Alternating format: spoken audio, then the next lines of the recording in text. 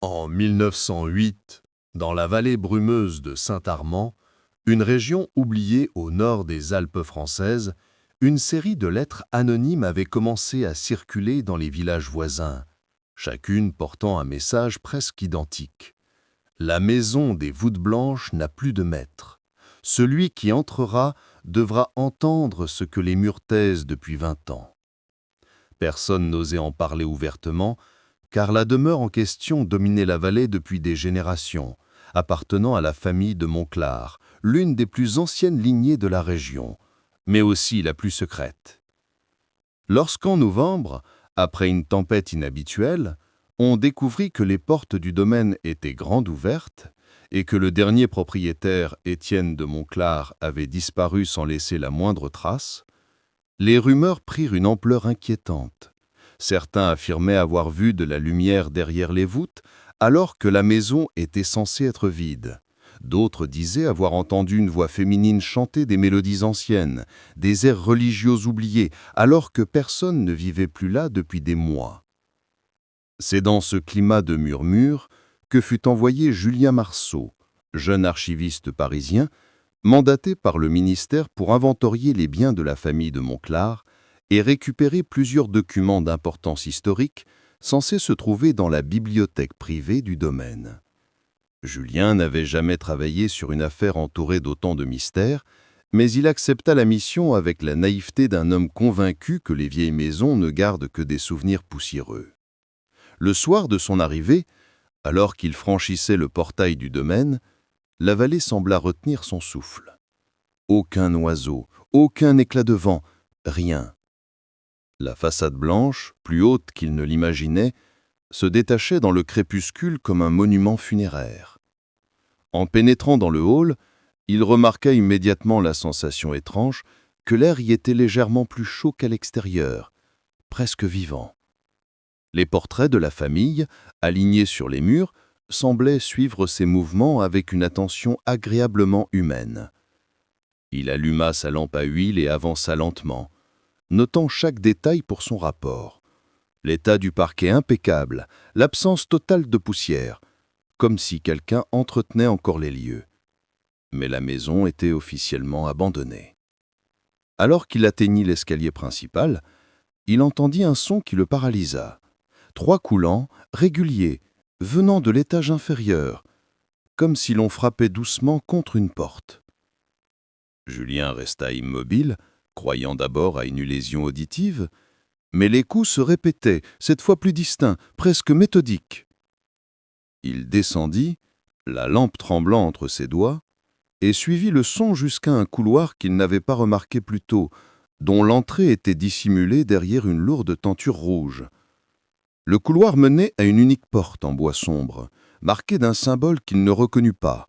Un cercle entouré de 3 lignes verticales légèrement courbées vers l'intérieur, comme si elles tentaient d'encercler quelque chose. Les coups s'arrêtèrent lorsqu'il s'approcha. Pendant un long moment, il resta devant la porte, écoutant. Rien. Pas un souffle, pas un mouvement. Il posa alors la main sur la poignée, tiède. Trop tiède pour une pièce restée fermée depuis des années. Au moment où il s'apprêtait à la baisser, un bruit sec retentit au-dessus de lui. Quelque chose venait de se déplacer dans les voûtes, juste au niveau du plafond, quelque chose de suffisamment lourd pour faire vibrer légèrement la poussière sur le sol. Julien recula instinctivement, la lampe éclairant un morceau du plafond voûté, où il distingua brièvement l'ombre d'une silhouette, immobile, comme agenouillée. Mais lorsque la flamme se stabilisa, il n'y avait plus rien.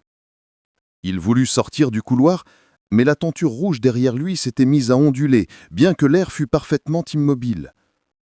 Une voix féminine, douce, murmurée, presque chantée, s'éleva soudainement de derrière la porte. « Julien, tu es revenu ?» Il sentit son sang se glacer. Personne ici ne connaissait son nom. Il recula une seconde fois, mais la porte, lentement, très lentement, commença à s'ouvrir d'elle-même.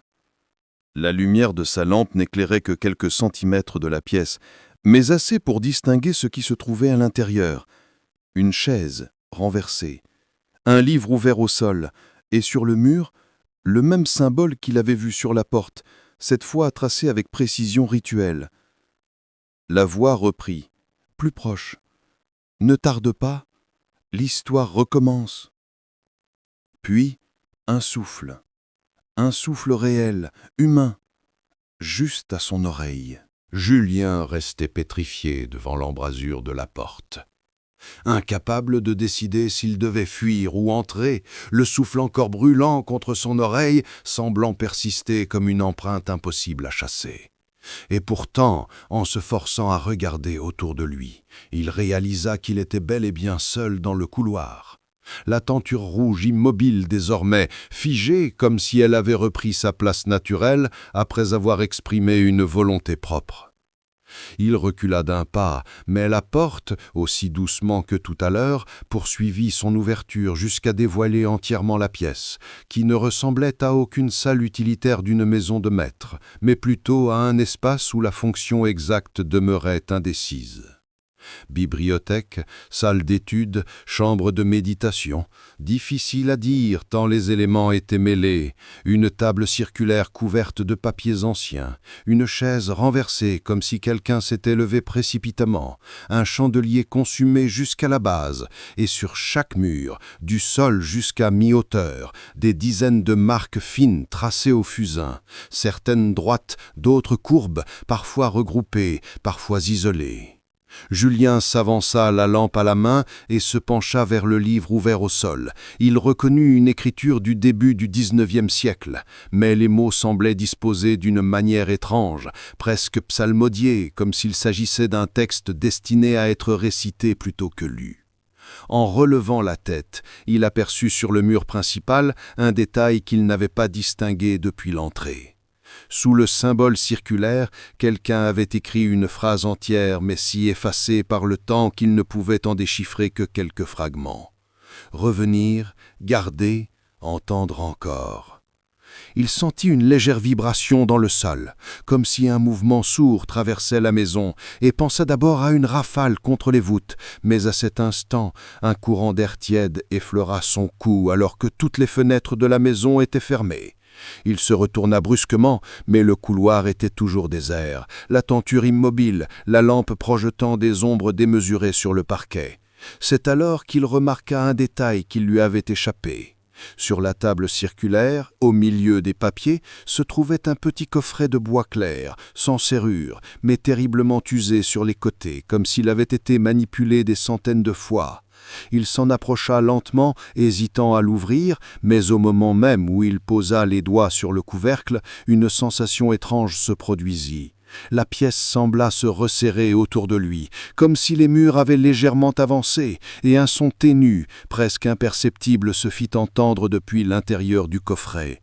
Non pas un tic-tac, mais quelque chose de plus organique, comme un souffle lent et régulier, contenu dans un espace bien trop petit pour qu'il soit possible.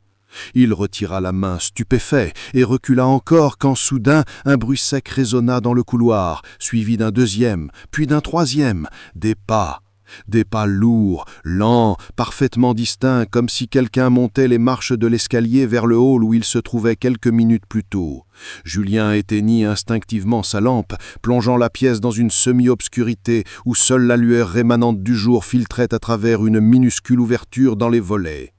Le silence retomba, dense, avant qu'une voix, la même que précédemment, douce, féminine, prononcée avec une proximité impossible, ne résonne à nouveau, mais cette fois derrière lui, à l'intérieur même de la pièce. « Tu ne devais pas ouvrir la boîte, pas encore. » Son cœur bondit brusquement et il se retourna avec un geste brusque, prêt à affronter une présence humaine. Mais il n'y avait toujours personne. Pourtant la voix avait été si proche qu'il aurait juré sentir la vibration de l'air.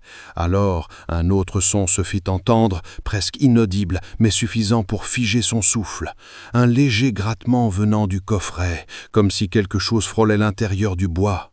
Julien, sans réfléchir, se lança vers la porte pour quitter la pièce, mais lorsqu'il tira la poignée, le battant résista, non verrouillé, mais comme maintenu de l'autre côté par une force silencieuse. Il tira plus fort, les muscles tendus, et la porte céda d'un coup, s'ouvrant sur le couloir désormais plongé dans une obscurité totale, bien plus profonde que celle du reste de la maison. En avançant d'un pas, il entendit les mêmes pas lourds de tout à l'heure, mais cette fois, ils venaient d'en haut, du niveau des voûtes.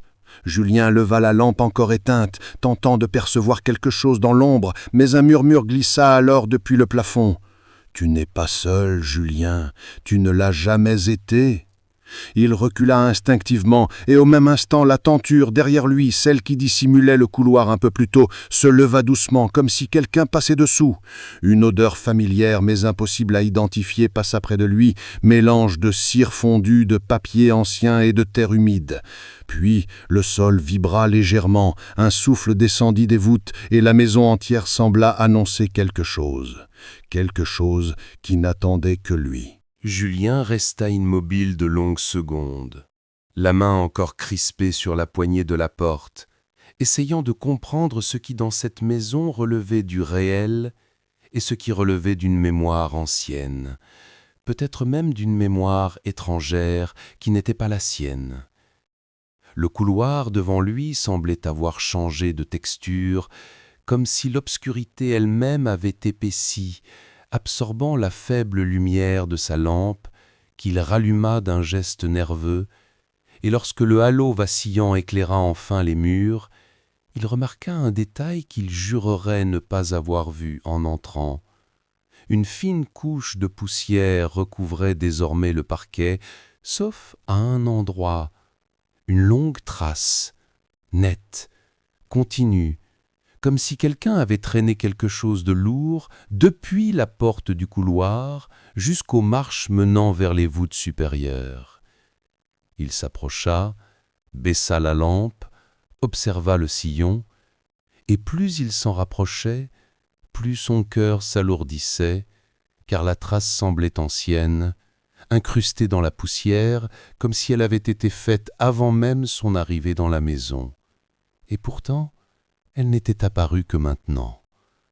Il sentit une présence derrière lui, une sensation presque physique, comme une silhouette stationnant juste hors de son champ de vision, mais lorsqu'il se retourna brusquement, la tenture rouge, pourtant immobile quelques instants plus tôt, oscillait encore légèrement, comme si quelque chose venait de la toucher. Il inspira profondément, tenta de se rassurer en se disant que les anciennes demeures ont toujours des courants d'air, mais un frisson envahit sa nuque lorsqu'il réalisa que la fenêtre la plus proche se trouvait à plus de 20 mètres, derrière 2 portes fermées. Il suivit la trace jusqu'au pied de l'escalier conduisant aux voûtes, hésitant à lever les yeux, car chaque instinct humain en lui hurlait de ne pas découvrir ce que les étages supérieurs renfermaient, mais l'obligation de sa mission et un étrange sentiment qu'il ne pouvait expliquer le poussaient à continuer. Alors qu'il posa son pied sur la première marche, un son, très faible, résonna sous le bois, 3 rythmes espacés, comme une main tapant doucement depuis l'intérieur même de la structure. Julien se figea, observa la marche, se demandant s'il y avait un vide sous l'escalier.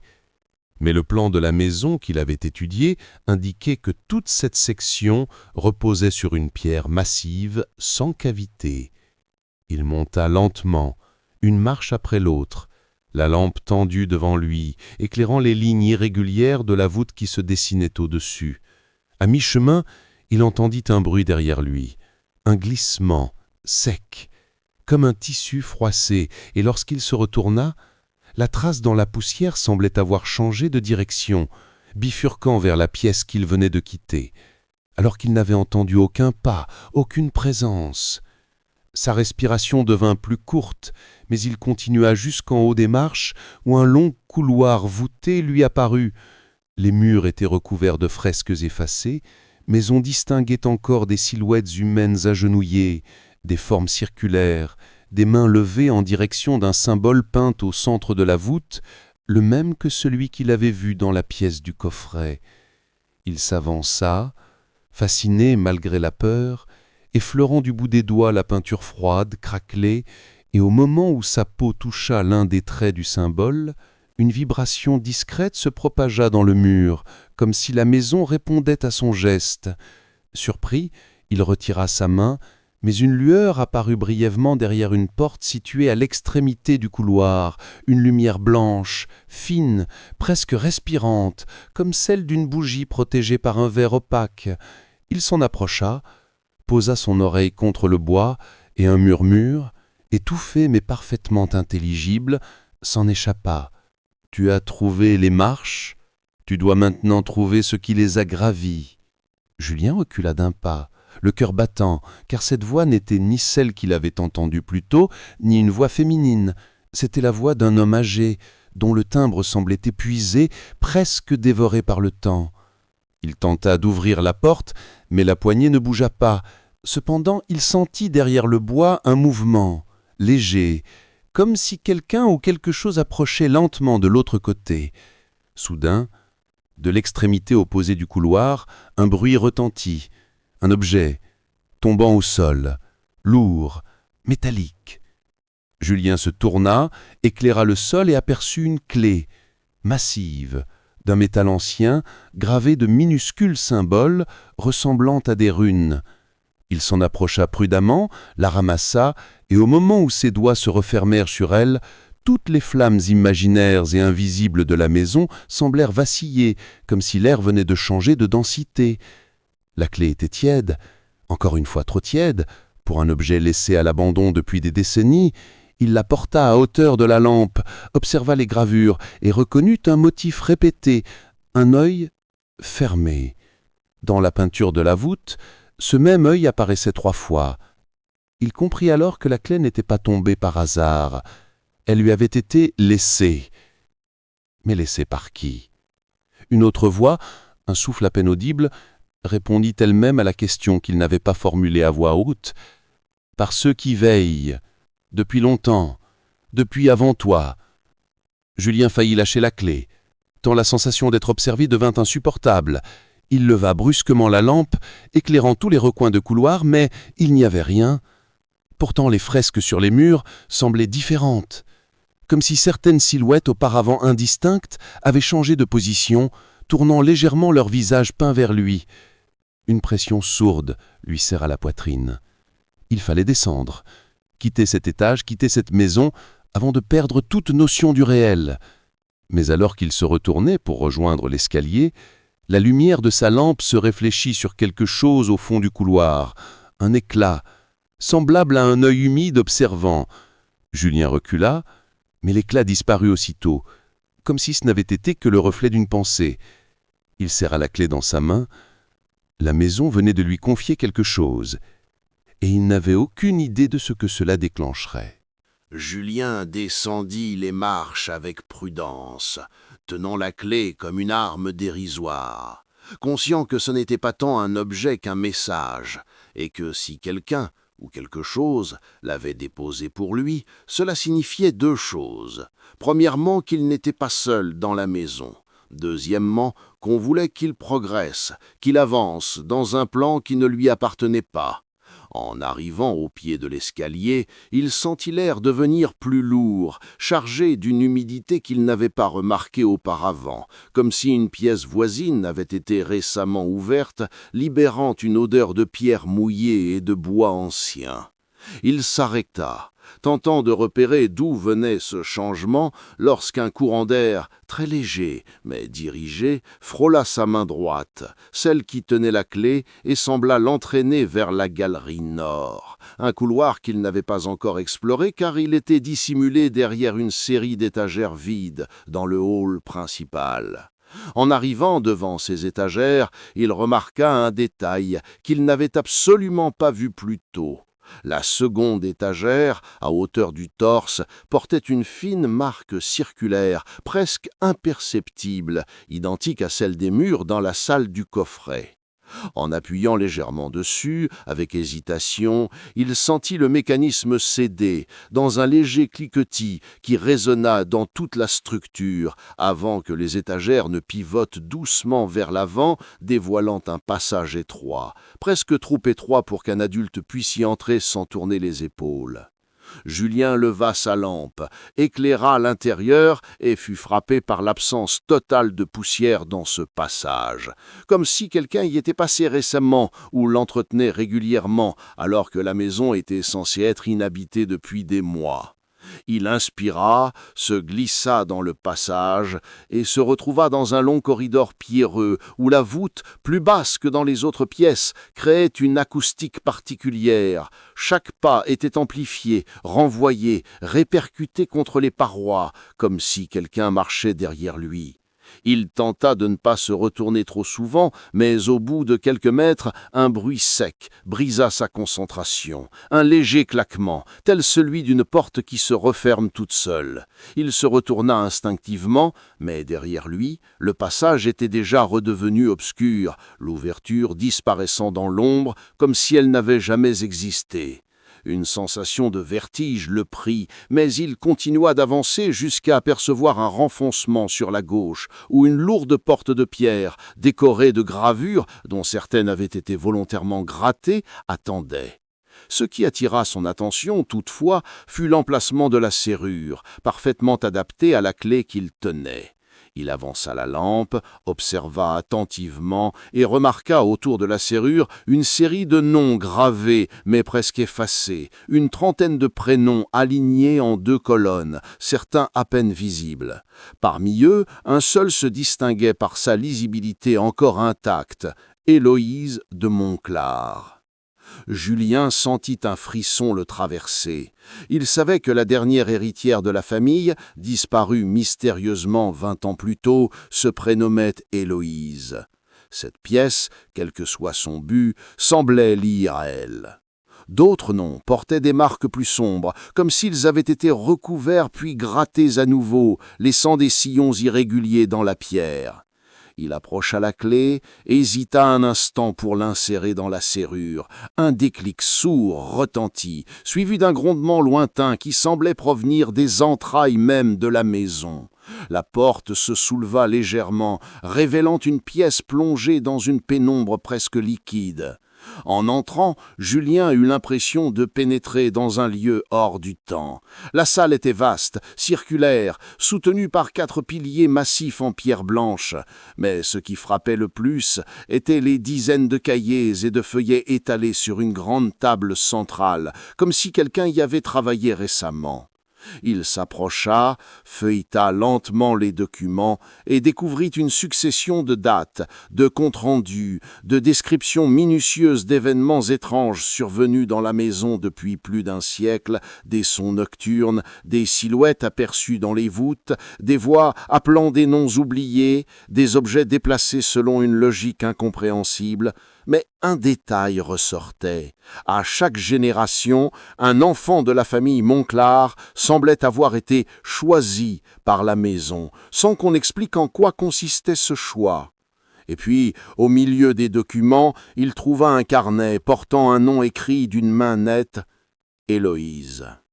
Il l'ouvrit, et à la première page une phrase tracée à l'encre noire, encore étonnamment fraîche.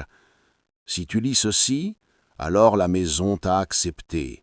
Mais sache qu'elle n'oublie jamais ceux qu'elle choisit. » Une goutte, de quoi? De cire, d'humidité, tomba soudain sur la page, et Julien leva la tête juste à temps de voir les ombres des piliers se déformer légèrement, comme si quelque chose glissait derrière eux.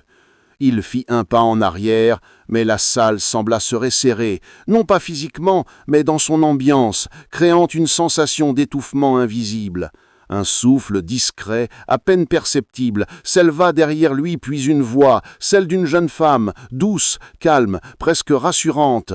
« Tu vas comprendre, Julien, mais pas aujourd'hui. La maison veut que tu vois avant de savoir. » Il se retourna, cherchant la source de la voix, mais la salle était vide. Pourtant, l'air vibrait encore. Lorsqu'il fit un pas vers la sortie, la clé qu'il avait laissée dans la serrure tomba au sol dans un tintement clair, comme si quelqu'un venait de la retirer d'un geste volontaire. Julien recula lentement. les yeux fixés sur la clé qui venait de tomber d'elle-même, comme si une main invisible l'avait délicatement retirée de la serrure avant de la laisser choir sur la pierre dans un tintement trop clair pour être naturel dans une salle si lourde d'histoire. Tandis qu'il la ramassait, il ressentit dans le sol, sous ses pieds, une pulsation très légère, presque une respiration profonde, comme si la maison entière, ou quelque chose enfoui dans ses fondations, se réveillait progressivement, à mesure qu'il avançait dans la compréhension de lieux dont il ignorait encore la nature véritable. Il voulut sortir, retrouver l'air du hall, peut-être même quitter définitivement la demeure. Mais en s'approchant du seuil, il remarqua que le couloir qu'il avait emprunté quelques minutes plus tôt n'était plus exactement le même. Les pierres des murs semblaient s'être assombries, les voûtes s'abaissaient légèrement, comme si l'espace se contractait, et un courant d'air froid soufflait maintenant depuis une profondeur qu'il ne reconnaissait pas.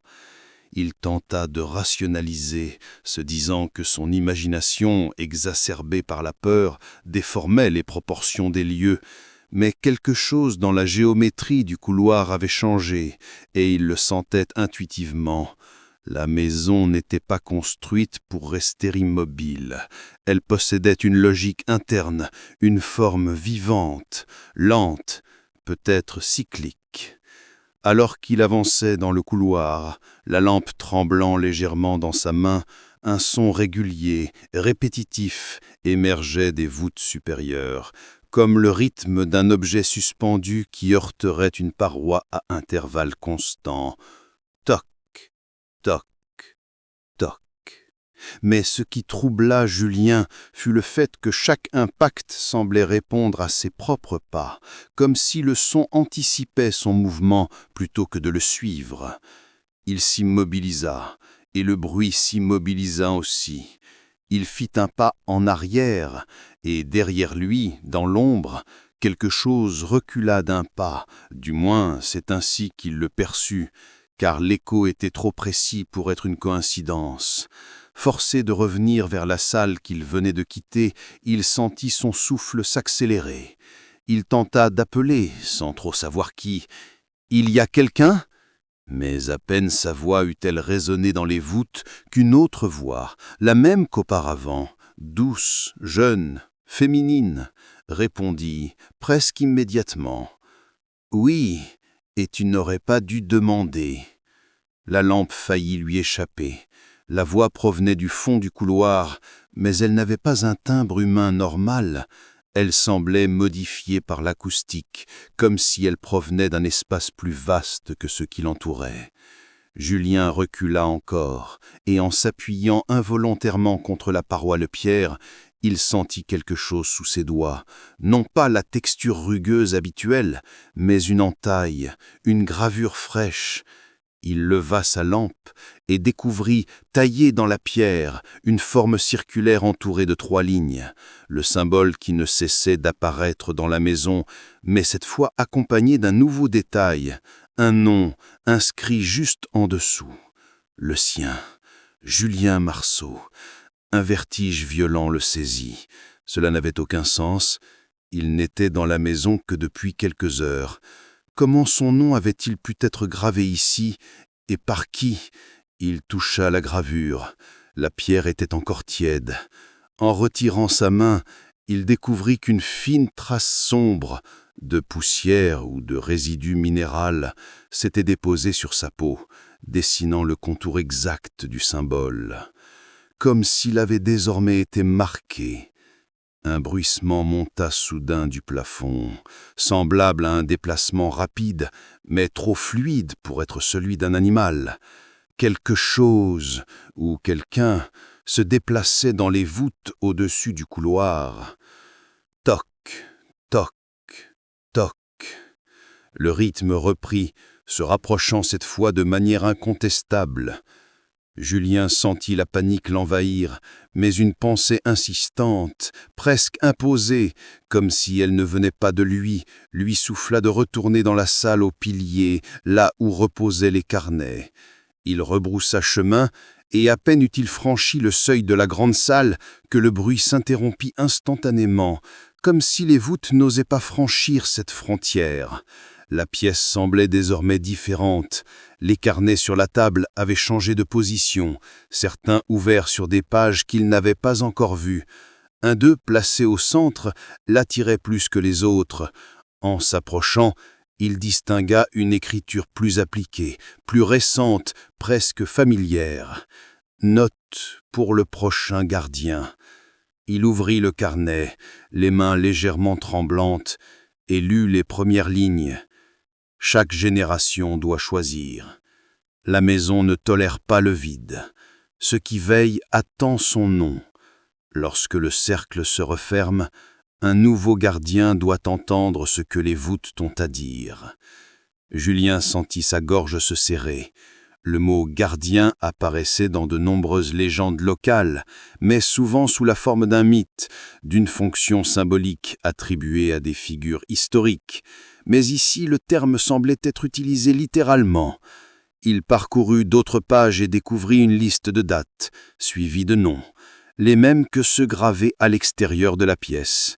À chaque date correspondait un événement dans la maison, des bruits nocturnes, des disparitions, des phénomènes inexpliqués. Mais sous la date la plus récente, un espace vide, comme si le prochain nom n'attendait que d'être inscrit.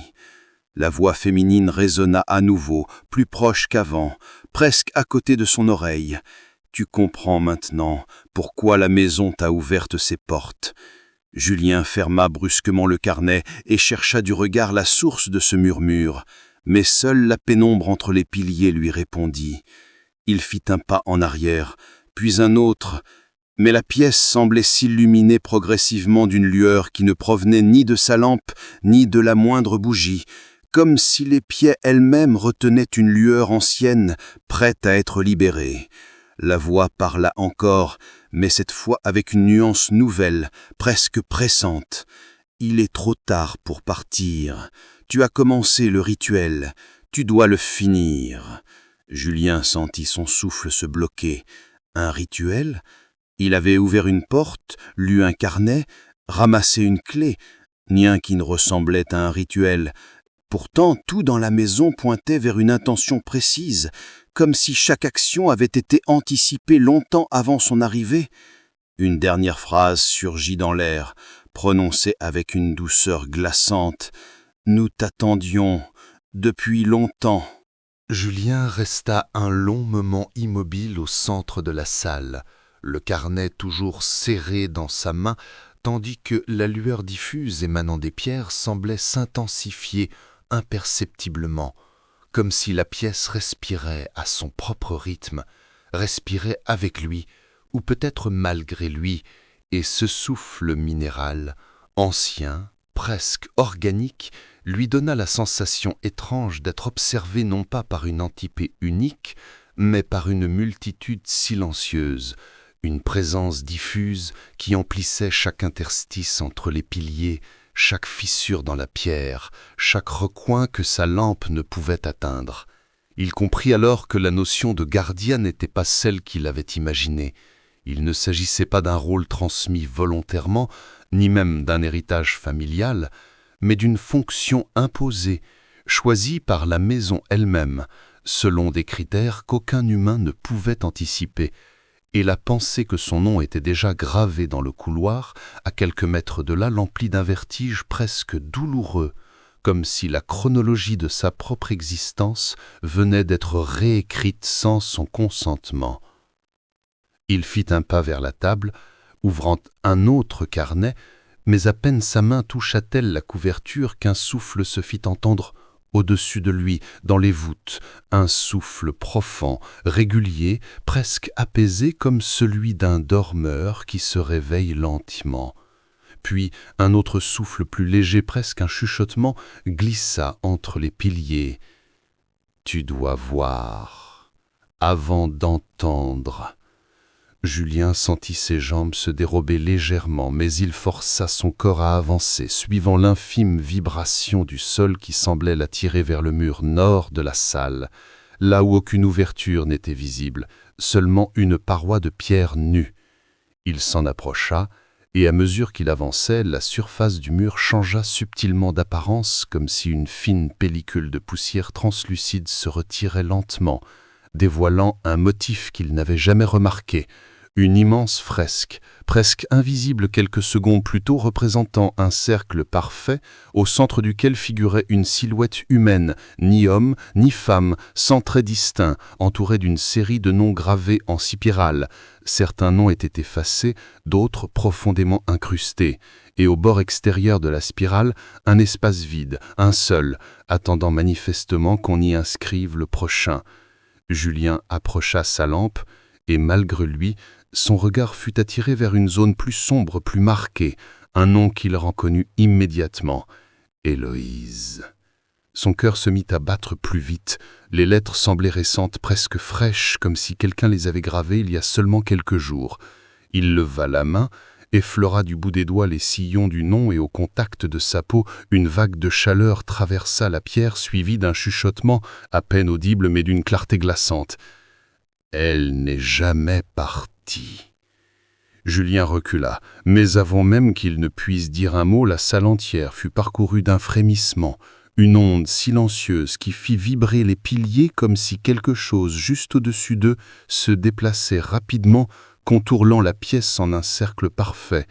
Puis, soudain, un bruit sec retentit derrière lui. La clé qu'il avait ramassée plus tôt venait de glisser toute seule sur le sol, s'arrêtant exactement à l'emplacement du cercle gravé sur la fresque. Julien s'en approcha, la ramassa à nouveau, et cette fois il sentit clairement une pulsation dans le métal, comme un cœur minéral battant lentement. Une nouvelle voix, qui n'était ni celle de l'homme, ni celle de la femme, mais un mélange étrange, presque harmonique, murmura au niveau de ses épaules. « La porte s'ouvrira. Tu dois la laisser s'ouvrir. » Il chercha autour de lui une porte, un passage, un interstice, mais la salle demeurait close, hermétique. Pourtant, quelque chose dans l'air avait changé, une pression, comme si les murs avançaient d'1 millimètre à chacune de ses respirations. Il recula instinctivement, mais son dos heurta quelque chose, une surface qu'il était certain de ne pas avoir derrière lui quelques secondes plus tôt. Il se retourna d'un coup et découvrit une ouverture dans le mur, une arche de pierre qu'il n'avait jamais vue et qui semblait s'être formée en silence, comme si la maison elle-même avait décidé de la révéler au moment précis où il touchait le nom d'Héloïse. Derrière l'arche, un escalier descendait dans une obscurité totale. Un souffle, plus froid cette fois, monta de ses profondeurs. La voix revint très lente. « Tu dois descendre pour que nous puissions monter. » Il sentit ses deurs se crisper autour de la lampe, mais il avança malgré lui, poussé par une force intérieure qu'il ne parvenait pas à identifier. En approchant de l'escalier, il distingua à nouveau des noms gravés dans la pierre, mais ceux-ci étaient encore plus anciens, presque effacés. Certains étaient suivis d'un symbole, d'autres barrés, et un seul tout en haut de la liste était encore lisible, le premier gardien. Il inspira profondément et descendit la première marche, la seconde, la troisième. À la quatrième, le souffle venant du bas se fit plus chaud, presque humain. À la cinquième, la lampe vacilla.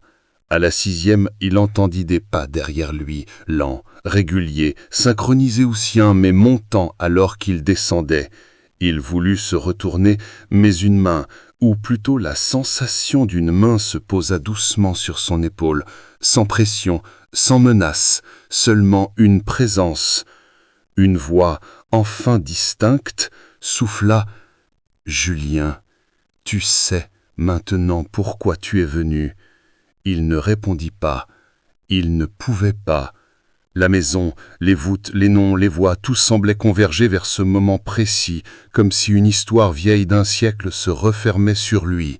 Alors qu'il atteignit le dernier palier visible à la lumière de sa lampe, un murmure traversa l'obscurité aussi clair que s'il avait été prononcé juste devant son visage. Le cercle attend son nouveau nom. Puis la lumière s'éteignit.